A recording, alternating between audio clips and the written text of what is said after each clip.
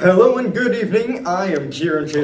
And I'm Rebecca Hedden, and tonight we're talking about politics and political corruption in the 19th century, also known as the Gilded Age.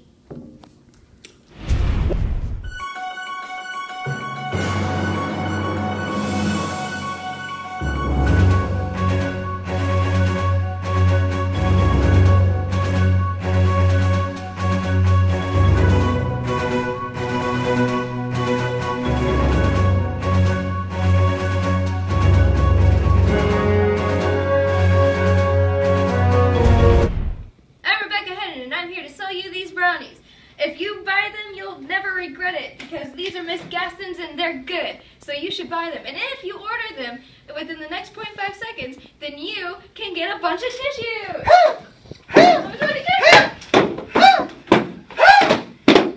Order our brownies. One president impeached, one president drowning in corruption, one president elected by a possible fraud, one president assassinated, and one president disgraced by his own party for doing what he thought was right.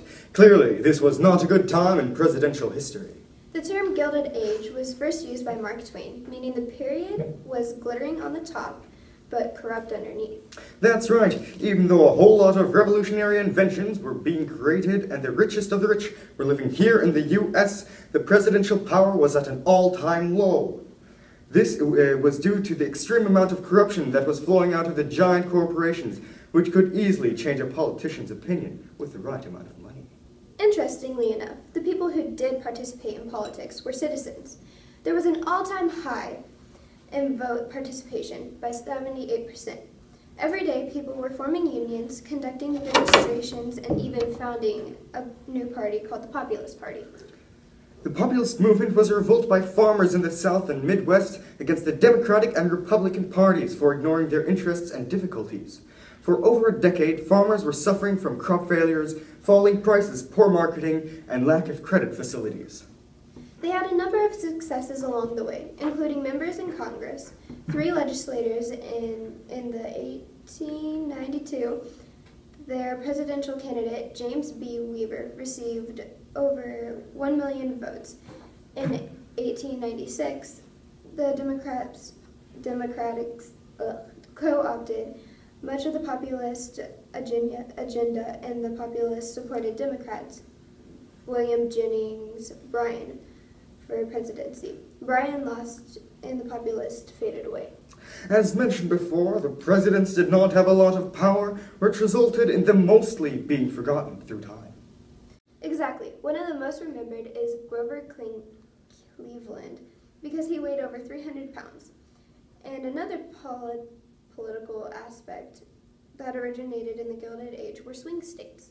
The laissez-faire economic theory, let the economy do its thing theory, also first sprung up during this time because many people believed that politics would gum up the progress that the economy was making.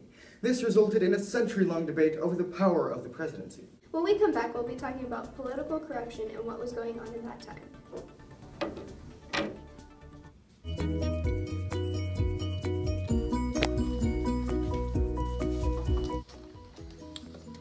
I used to be sad and depressed and think about death, and then my doctor prescribed me a beautiful day.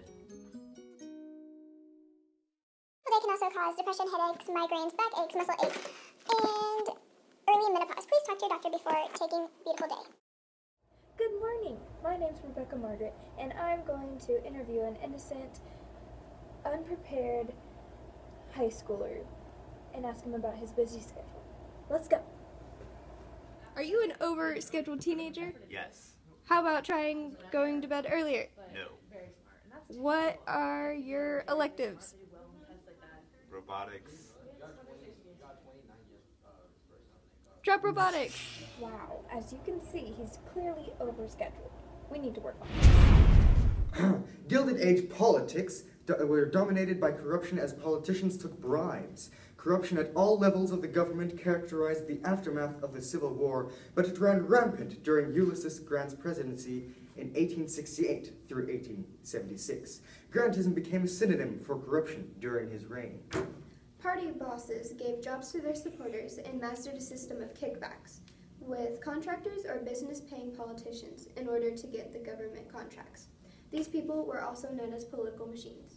Civil service sought to curb the government corruption by requiring applicants for certain government jobs to take a competitive exam.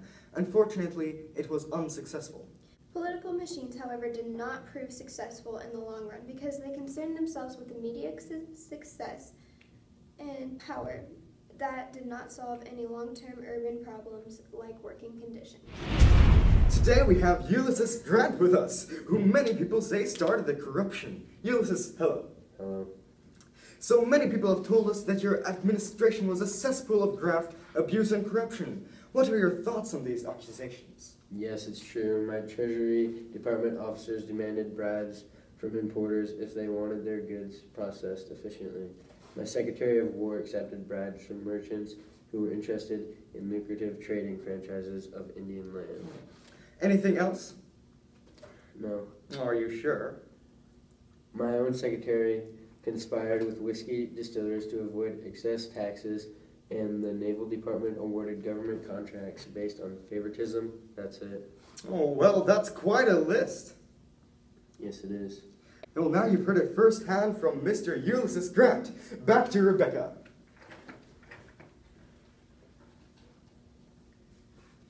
Thanks, Ciaran. The corruption that plagued American politics was the only most sensational shortcoming of American politics life during that time. Welcome to the section that we like to call hashtags on Twitter. My first hashtag will be from Kylie Everson, and she writes, I just went to McDonald's and the hamburger is £400. Hashtag political corruption. My first tweet is from @EliseKaiser. Shout out to John Brown back, who cut all of our school budgets, ... Hashtag you suck, hashtag political corruption. From @LifeIsGood, Donald Trump can't build a wall, hashtag political corruption. My second tweet is from @Bookworm324. How is the government doing? ? Our cross-country team runs better than the government. ...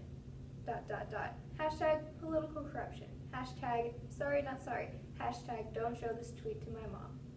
My second tweet is from Tronald Mump, and he says that Donald Trump is the new presidential candidate, and he is an absolute racist. This is absolute hashtag political corruption.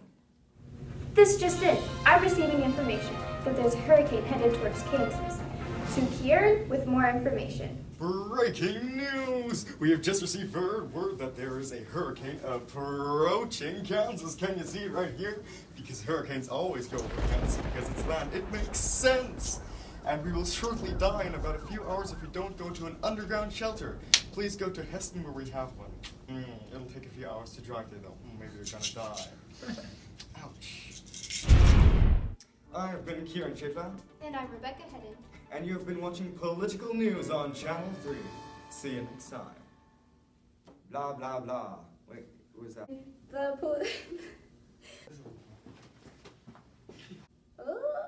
Miss Dad. Sing a lot. See? You're Now running you with runners in cross country. Yep. I did have a YouTube channel for like 3 months, so it was awful. Oh.